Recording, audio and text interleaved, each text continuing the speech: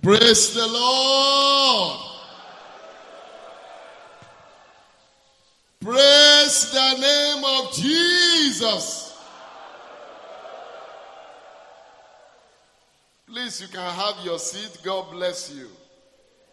Thank you very much for being part of this program. I want to bless the name of the Lord for how he has kept us till this day, the 30th day of December 2020. Hallelujah. God has been faithful. He has kept us. The God of divine all-round sufficiency has been sufficient unto us in spite of the pandemic. To him alone be all the glory in the name of Jesus. I want to sincerely welcome every one of us, and I'm so glad that we are able to make it to this place. I want to thank God for the privilege he has given us to be his servants, because it is indeed a privilege which the Lord himself has given to us. And I pray that every one of us, none of us will be found wanting in Jesus' name. I want to wish you a Merry Christmas in arrears and a happy and prosperous New Year in advance. In the mighty name of the Lord Jesus Christ. Because you have seen today, you will see the new year. Whatever cannot prevent you from entering this auditorium today cannot stop you from seeing the new year. In the name of the Lord Jesus Christ. Tonight, by God's grace, I will just be taking a teaching, and the teaching I will take by the grace of God is just the first part. I don't know whether it will be in 2 parts or 3 parts, but I will take the second and possibly the third part during subsequent refreshing VG pastoral nurture. I want to thank all those the Lord has used last year. All those the Lord used in one way or the other, particularly our media team. They have done very, very well. Very, very well last year. They did very well. Otherwise, we will have been off. But thank God, because God always has people. I believe that the richest place in the world is the church. The church has everything that they need. Everything that we need, God has made available.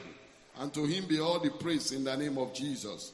I want to thank all of us for your support to us in the year that is going up now. All of us playing our roles. All of us paying the price. And that's why today we still have a church that is called Foursquare Gospel Church in Nigeria. My prayer for you is that the God that is faithful, he will reward your labor of love in the name of Jesus. Now, for this meeting, the Lord showed me something for this end of year meetings that we have. I was handed 2 vouchers, 2 gift vouchers. Those who are used to gift vouchers, they will know what I mean. I was handed 2 gift vouchers in a revelation. And the person who handed me the gift voucher, who I believe is God himself, said, look at the dates on the vouchers. Because I was asking, I said, if you have told me that the gift voucher is for somebody to take whatever they want free of charge, I said, why are they 2? I think 1 should have been enough. And he told me, he said, look at the voucher very well. Each of them carried a different date. And when I began to inquire, I discovered that there's 1 voucher for the pastors and there's 1 voucher for the congregation. And what that means is that because you are present in this place today, the Lord himself has extended a gift voucher to us. And that gift voucher means whatever you want, you can take it free of charge. And heaven will deliver it to you in the name of Jesus. And while I was sharing this revelation with somebody who was close to me, he said, after about the 10th time I had this revelation, the person also had a revelation saying that there was somebody who got his own. He got his own. He went and used the voucher, collected the gift, and after a while he came back to the person, because the person was still holding her own, and said, I don't know what happened to my gift. Can I have your own? And the person said, no, you can't have my own. You have your own also. And when we began to inquire, the Lord said, whatever gift he gives in the course of these 2-3 days meeting, we should hold on to it very well. And we should not allow anything to take it from us. And I believe nothing will take your own from you in Jesus' name. Tonight, by the grace of God, I will just be speaking on the topic repositioning for soaring and greater impact. Repositioning for soaring and greater impact. We are entering a decade of shifts. This decade has been described as a decade of shifts. For some time, we've been hearing about kingdom shifts, we've been hearing about church shifts. But the truth is that the shift is going to go around in this decade. There's going to be spiritual shift, which is kingdom shift, church shift. There's going to be industrial shift. There's going to be political shift. There's going to be shift in every area of human endeavor within this decade that we are entering into. And that's why there's a need for repositioning. For anyone to be able to take advantage of the shifts and to take his or her position in the course of the shifts, there's a need for repositioning. We shared during the convention that repositioning and transformation are experienced by lower ego so that they can become higher ego. It's an adjustment of presentation, an adjustment of posture. That's what we mean by positioning. Because in Isaiah chapter 40 verse 31, he said, but they that wait upon the Lord shall renew their strength. They shall mount up with wings as eagles. They shall run and not be weary, and they shall walk and not faint. You will not faint in the name of Jesus. I say you will not faint in Jesus' name. In Job 39 verse 27, he said, doth the eagle not mount up at your command, and make her nest on high? She dwelleth and abideth on the rock, upon the crag of the rock, and in the strong place. Verse 29. From there she seeketh the prey, and her eyes behold afar off. Repositioning and transformation will give better perception, better perseverance, and release of more power for greater impact and soaring. That is the essence of repositioning, particularly in a decade of shifts as we are about to enter into. Repositioning is going to help to give better perception. The eagle mounts up so that he can see farther. He can see better. The eagle mounts up at the Lord's command. And I know as we engage in this season of prayer and fasting, the Lord God of heaven is going to give us better perception in the name of Jesus. He will give us better strength in the name of Jesus. It will increase our power in the mighty name of Jesus. I want us to pray. Father in heaven, we thank you for tonight. We bless your name for your word. The Bible says you sent your word and it healed them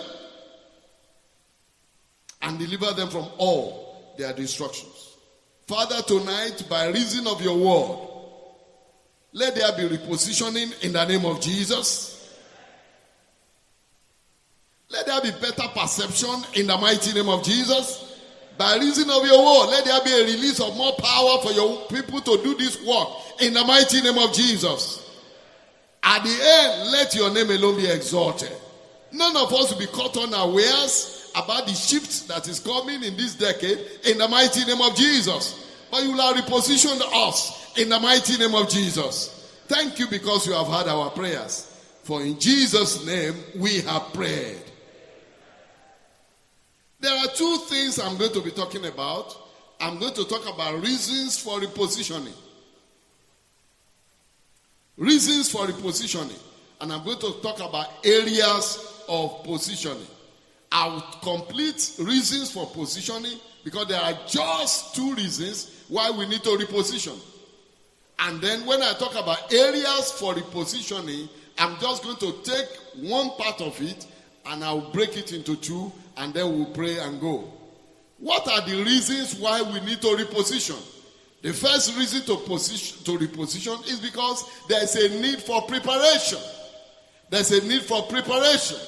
In 2 Chronicles chapter 27 verse 6, the Bible says, so Jotham became mighty because he prepared his way before the Lord his God. No preparation, no manifestation. So there's a need to prepare.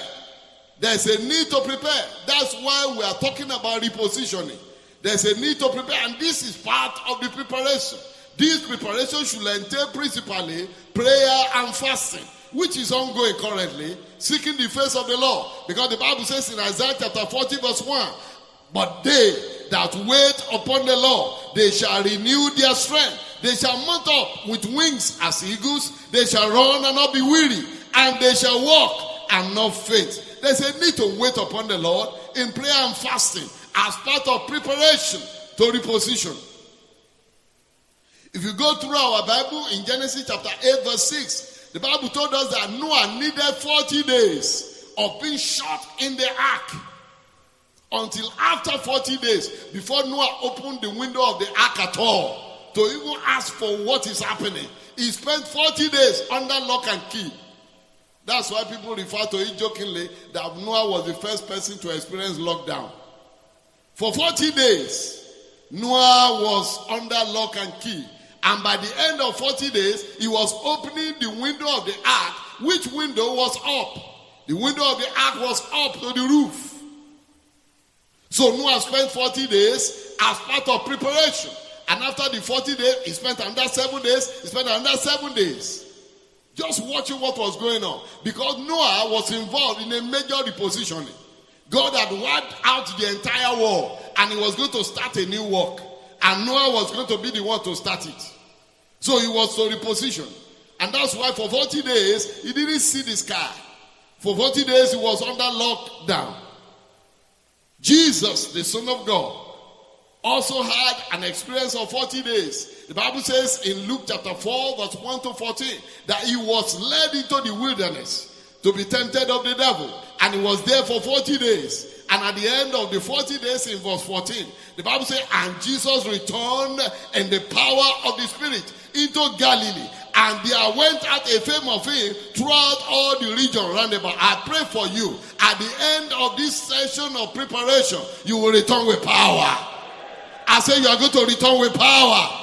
In the mighty name of Jesus. You will return not with your own power, but you will return with the power of the Spirit. As it happened to our Master and Lord Jesus Christ. He returned in the power of the Spirit. And his fame went round about because of the output that he was delivering.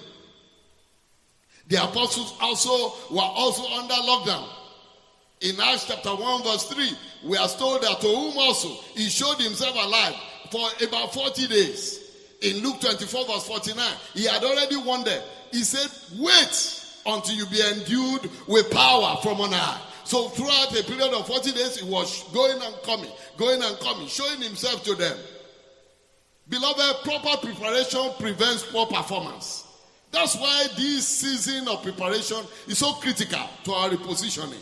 And I believe that not only are we preparing as a corporate body, as a church body, I'm sure we are preparing as individuals. We are preparing as families. We are preparing as churches. We are preparing as zones. We are preparing as districts. And we are preparing as houses and regions. And we are preparing as a church corporate. And I know as we prepare, our time of manifestation will come. In the name of the Lord Jesus Christ. The difference between the wise and the foolish virgins was preparation. It was preparation. The wise virgins prepared. They were ready with their lamp and with the oil inside. But the foolish virgins only had the lamp. They didn't have oil inside. This is our season of preparation. May there not be any of us that be foolish in the mighty name of Jesus Christ. So the first need the first need of reorientation is preparation. Of course, the second need of repositioning. The first need of repositioning is preparation. And that's what I've just spoken about. The second need of repositioning is reorientation. The reorientation. And when I'm talking about the reorientation, and I'm going to be talking about the fact that time is constantly changing. Culture is integrating very fast. Hence the need for reorientation. We need to prepare, but we also need to have a reorientation. The only permanent thing in life is change. But our God is the unchanging changer. In Daniel 2:21a, he said, and he changed the time and the seasons. So God is aware of whatever changes is